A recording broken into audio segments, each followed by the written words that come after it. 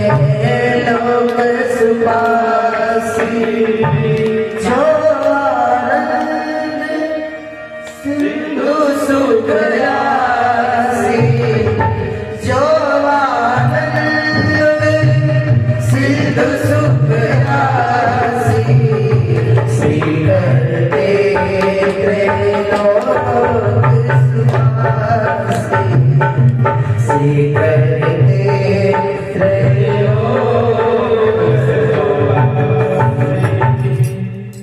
महाराज भगवान आनंद सिंधु है।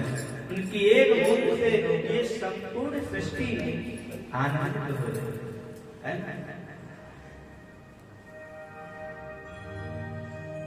तो हम लोग भगवान के स्वरूप को जानेंगे।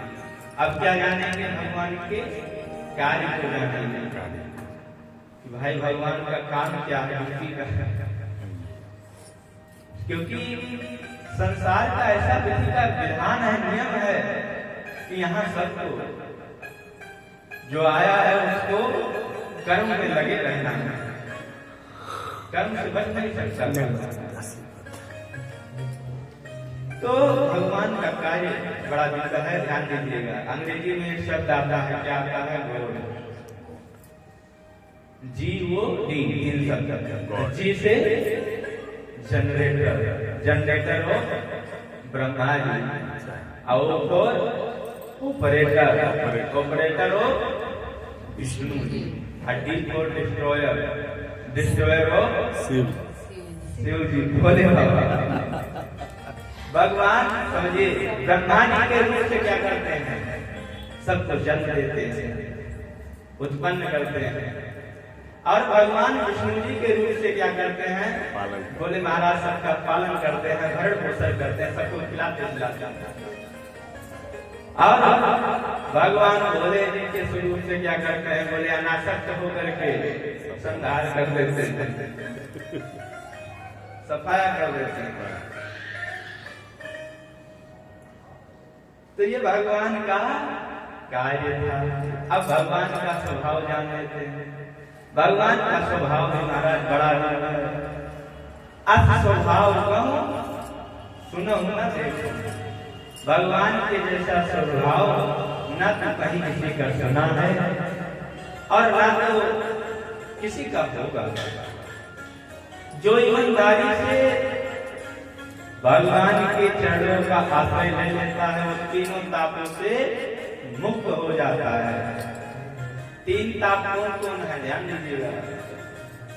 दैहिक दैविक भौतिक ताप, राम राज नहीं काम ज्ञान। दैहिक दैविक भौतिक, ये तीन ताप होते हैं। दैहिक ताप क्या है? बोले महाराज जो हमें शरीर के द्वारा जो कष्ट मिलता है, पीड़ा मिलता है,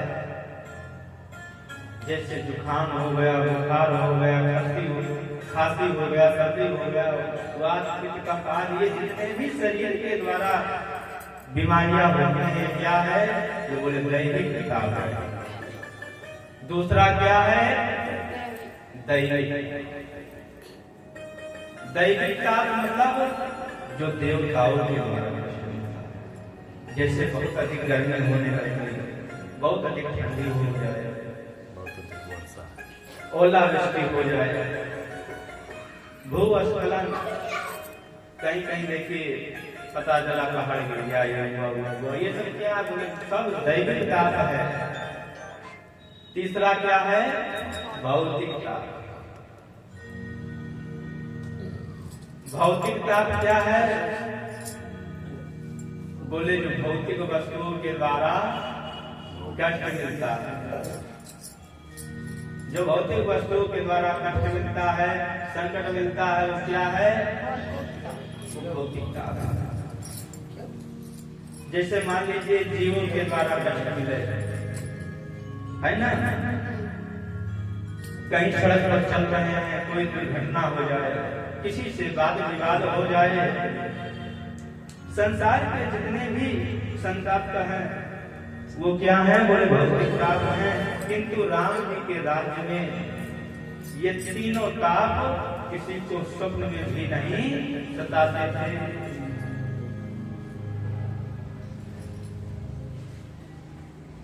अब आइए हम लोग भागवत जी के प्रधान वक्ता श्री सुखदेव जी महाराज को प्रणाम करते हैं, क्योंकि किसी विशेष बात ध्यान दीजिएगा।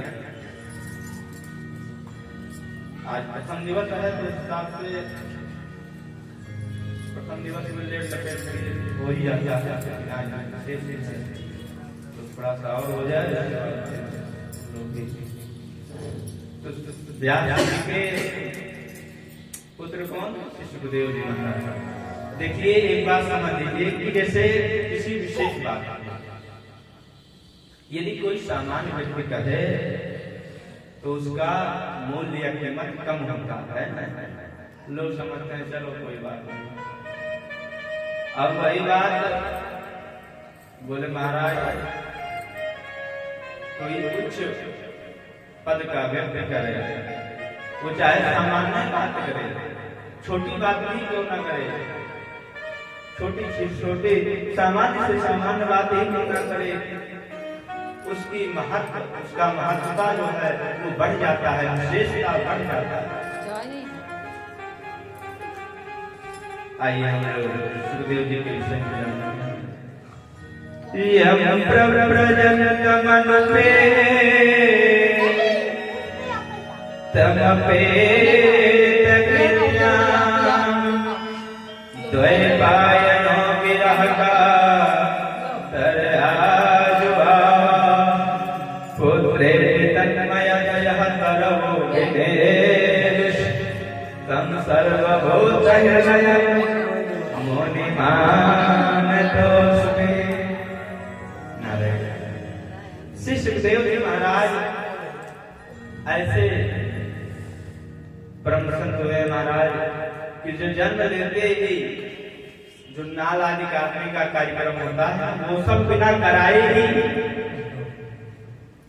बिना जात धर्म कोई भी संस्कार बिना कराए ही नाल के हाथ में लिए हैं और सीधे जंगल की तरफ चलते हैं। ऐसे हमारे परम प्रसन्न सुखदेव जी महाराज आगे आगे जा रहे हैं, पीछे पीछे पिता श्री व्यास जी महाराज पुत्र विरह में करते हुए जा रहे हैं। तो श्री सुखदेव जी महाराज वृक्षों के माध्यम से उत्तर दिए कि पिताश्री ये फल फूल जो हैं यही हमारे बच्चों के समान है, पुत्र के समान है, लेकिन हम इनसे इतना प्रेम नहीं करते। ऐसे वृक्षों के माध्यम से श्री सुखदेव जी महाराज पिताजी को समझाए, तो पिताजी सारे आत्मा लौट गया। बोलिए सुखदेव जी महाराज की जय।